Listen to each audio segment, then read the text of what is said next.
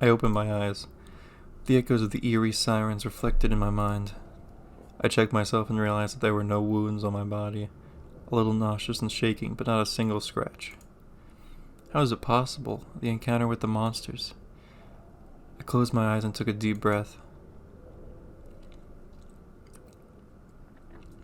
Eve, it was just a bad dream. The asshole bartender treated you with a fake whiskey. When you felt sick, the owner of the bar, frightened of impeding problems, took you outside and threw you in the first place that came across. The girl stretched her lips at a faint smile. There was nothing. A boy, a crazy old lady, disgusting monsters, just hallucinations, just a bad dream. Yeah, would hope so. That boy was terrifying. The sudden ringing of the phone made me jump in surprise. I looked sideways at the payphone, slowly walking over and answered the phone. A mechanical voice reported delayed message delivery. The voice of a young woman sounded in the membrane. This is hospital. Head nurse Foster is calling. Congratulations. You have monochromic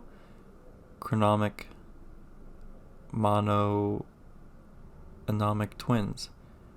This is necessary to contact Dr. Sheep for consultation. I repeat, it is necessary to contact Dr. Sheep for consultation. This is urgent. Voice recording was interrupted with beeps. What an absurdity. Eve hesitantly froze in front of a payphone. It's just absurd. The girl turned around and took a few steps and came across a corner building. Post office? It's about time to write a greeting card and send to the nearest psychiatric hospital.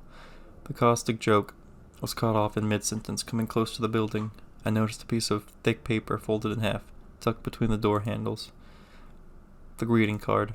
As if hypnotized, I carefully pulled out the card and unfolded it.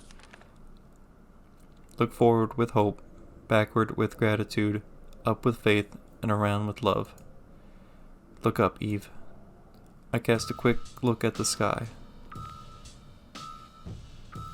The sky, obscured by dense clouds and fog, was completely covered with spiders of all kinds and sizes. Are they just raining down? Look at this one. This one's huge. This one over in the right. Does it just rain spiders in Silent Hill? An eerie scream was cut through the sky. The arachnids were in constant chaotic movement. Eve seized with horror, gasped for air, afraid to even move. Oh God, oh God. The nightmare suddenly continued. At some point, I came to my senses. Gathering my strength and trying not to look at the sky, I rushed forward along Cretan Street. From behind me came sounds of falling bodies. A huge half-meter spider lay on the asphalt, spraying red blood with every convulsive movement of creeping limbs. The spider was dying and screaming in pain. Unable to look away from the sickening sight, I continued to watch the agony of the arachnid. So yeah, they are just raining from the sky. Which isn't very effective for them, because I assume they just die on impact like this one did. So like, as long as you don't get crushed by a raining spider, you should be okay. And then a terrible thought flashed through my mind. He fell from the sky. He fell from the sky. This means that the others also can... Eve's nerves could not stand it. She let out an inhuman cry and backed away from the crushed corpse. Scary pictures of the street littered with corpses of spiders flashed through my mind. I continued to back away until I stumbled upon an iron frame with my back.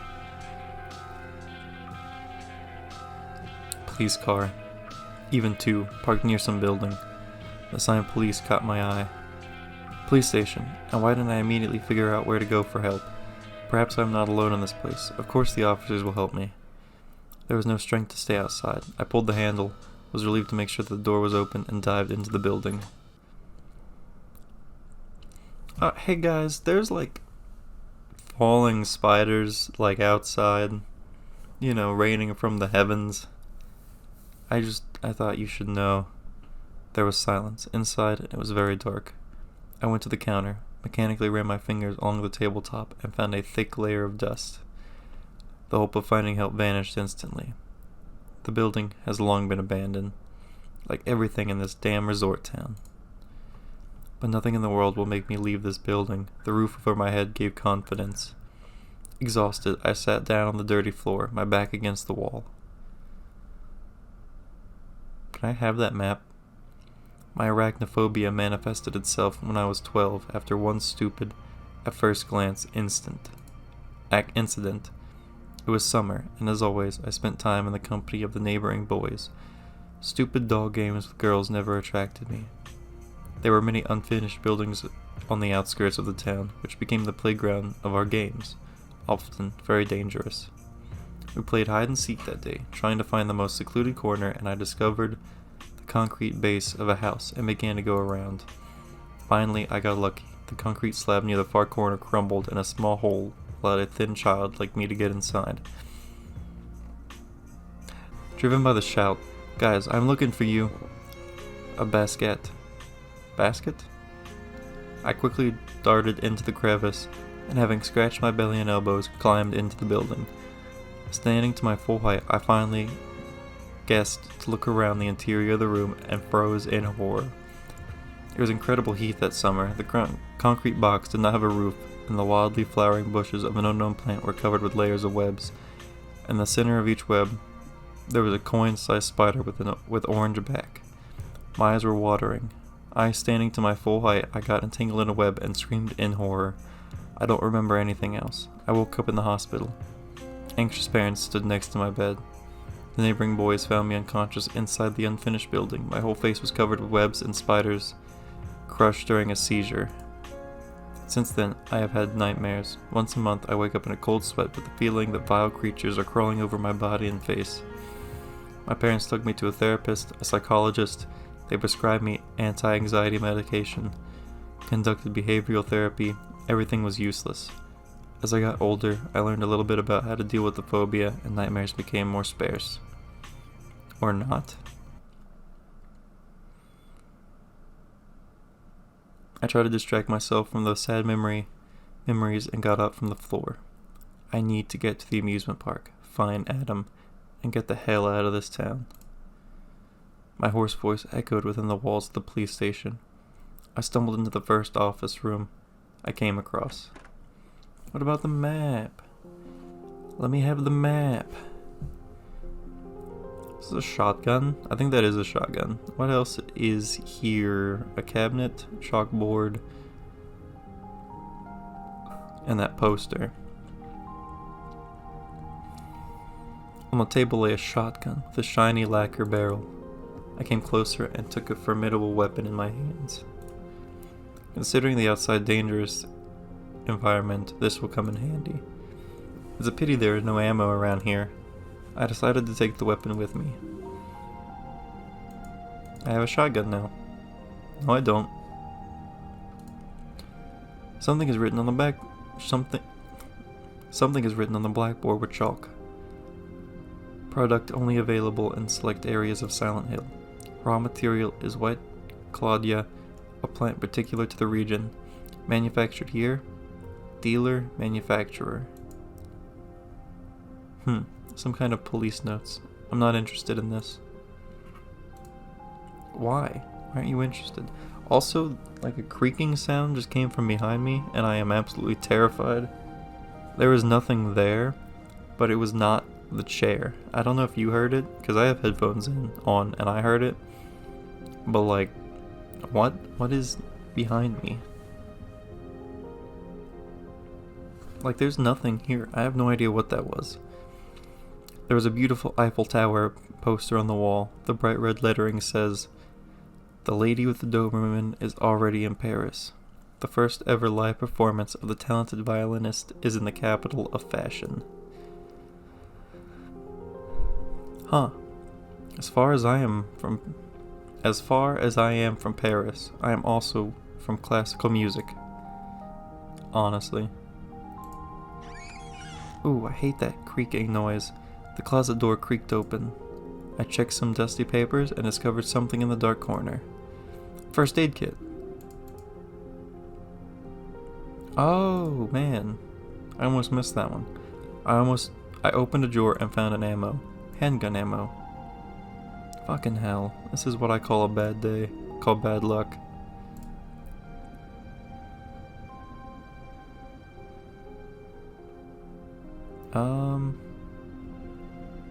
I don't think I'm like missing anything else.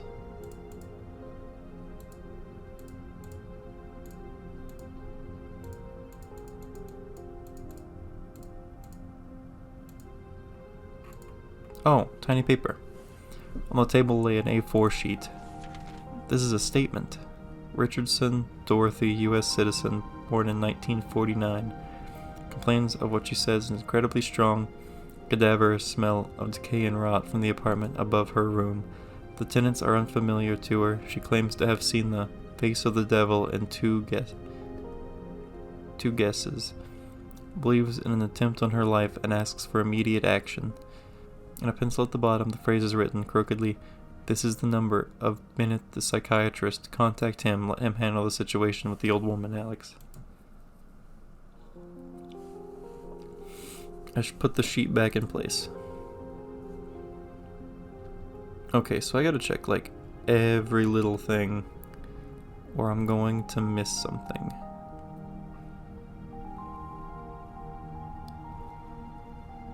Okay, I feel like I have checked every crevice in this room, so I'm gonna stop.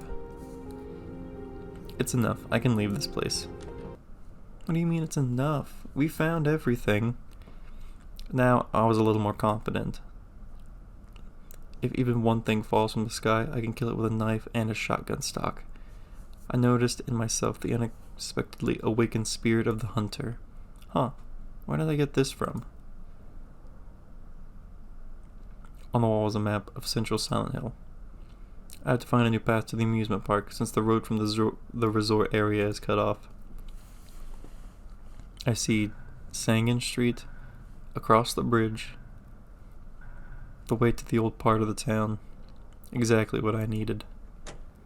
Hey, why are we leaving? I crossed the bridge, past the control room, and walked cautiously along Blotch Street. Trying not to look at the sky, I distracted myself by reading signs and inscriptions on houses. Red rum. Huh. Jim Beam and red rum. Not good. Not a good thing. I didn't expect to come across a mention of my favorite whiskey and film at the same time. Eve, lucky you.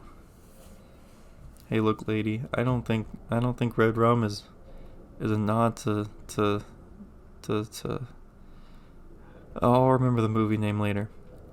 But I don't think that's what that's for. Eve sighed sadly. I'm sorry to tell you, but like I had to tell you the truth. I couldn't lie to you.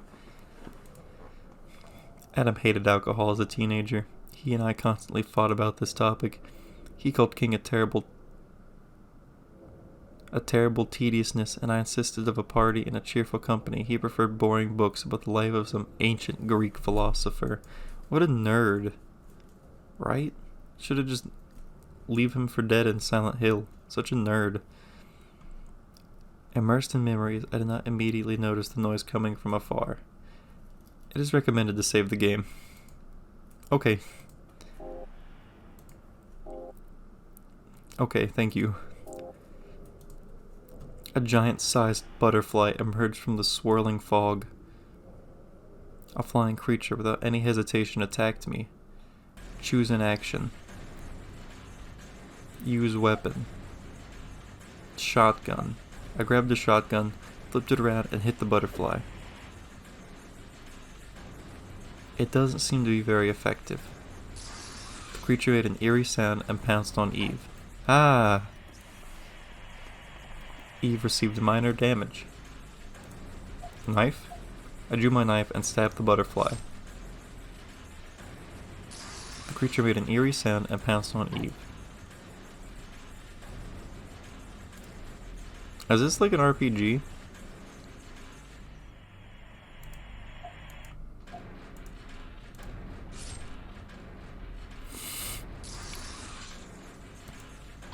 I am not going to read all of those.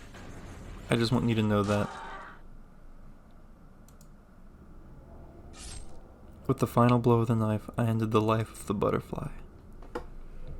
What a stupid butterfly, am I right? We killed it. We're the murderers. I took a breath and got to my feet. There are no critical wounds, only deep scratches on the hands left by sharp fangs. Hurt a lot. Fangs. What kind of creature have I just killed? Somehow, I'm still alive. I must move on.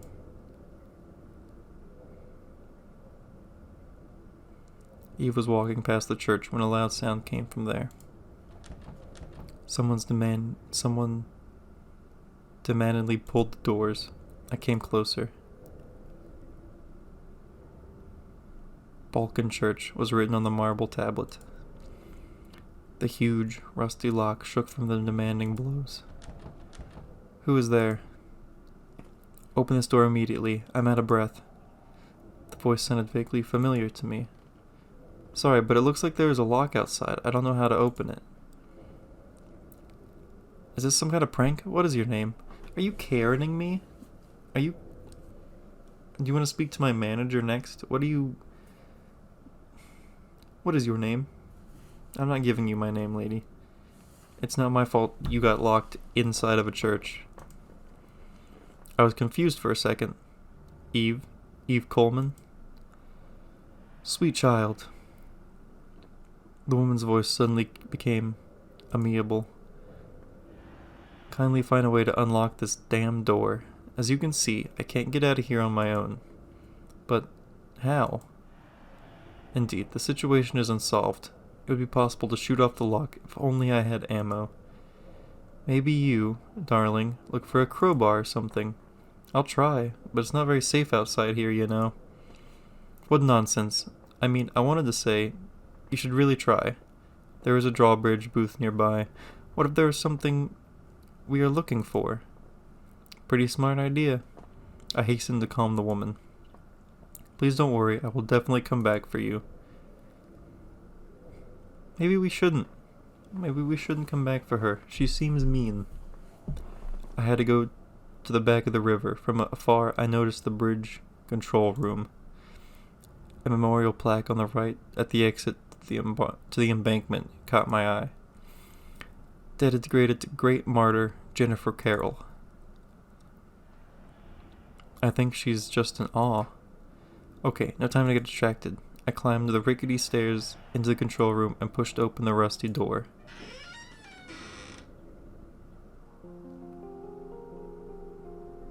A radio. It looks like the radio is still working. I choose a frequency at random, but heard only noise. It's useless. Chair. Just a chair, nothing interesting. It's a pretty interesting chair. I don't know.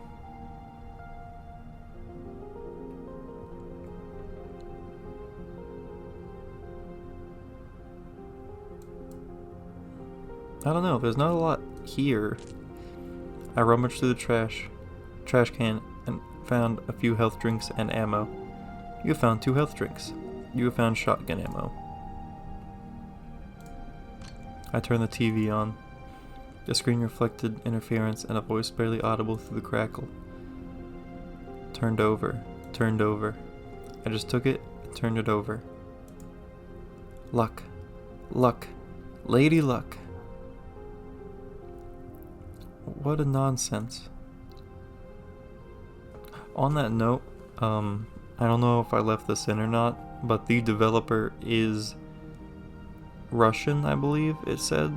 So a lot of the translation isn't going to be fully spot on. I think I explored everything in this room. There is bloodstains on the floor, but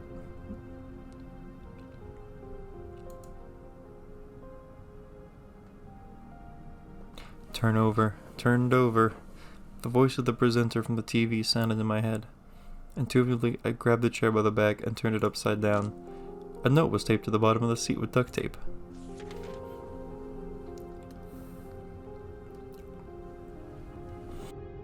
125 pirates on the dead man's 7 chests. Yo ho ho and a bottle of rum. 2 pirates are killed. Brutally killed. How many of them yet to come? In bewilderment, I return the chair to its place. Huh.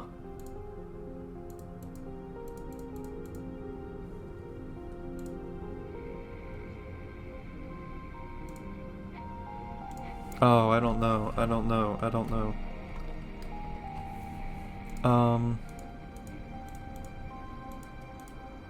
A note was taped to the bottom of the seat with duct tape. 125 pirates on the dead man's 7 chests.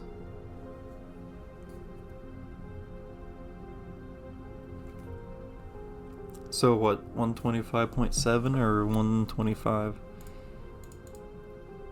Let's try that.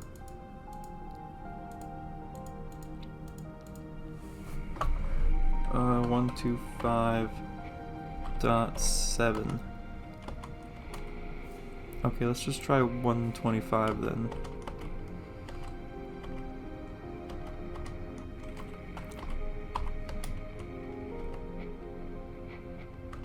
I'm thinking better. I don't know. Did I get that number right? 125 pirates on the dead man's 7 chests. 2 pirates were killed, brutally killed. So what, we should do 123.7 maybe? Because 2 of them were killed. I turned the frequency and began to listen attentively to the speaker. A low muffled voice rang out. Son, it's Dad. If you are listening to the secret foreign family frequency, you have again figured out my little puzzle. Congratulations. I went away on business. Leave my lunch on the table and return to Mother. Oh yeah, if she locked the church again, take a spare key. It is glued to the jalis from the outside of the right of the control room entrance. Promise me that we would no longer climb under the altar, but quietly study your homework until your mother arrives. Kiss you. Voice trailed off. Okay, so there's a key, actually. And I don't... Oh, the blinds. Eve went to the window, lifted the jalous, and found a cleverly hidden key to the church.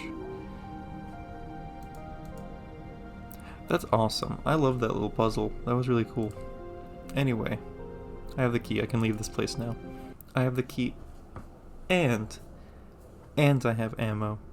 And it's snowing again. And I'm back at the church. The locked woman made no sound. Hope she's okay. Hey, I found the key. Do you hear me? Silence. I need to quickly deal with the lock.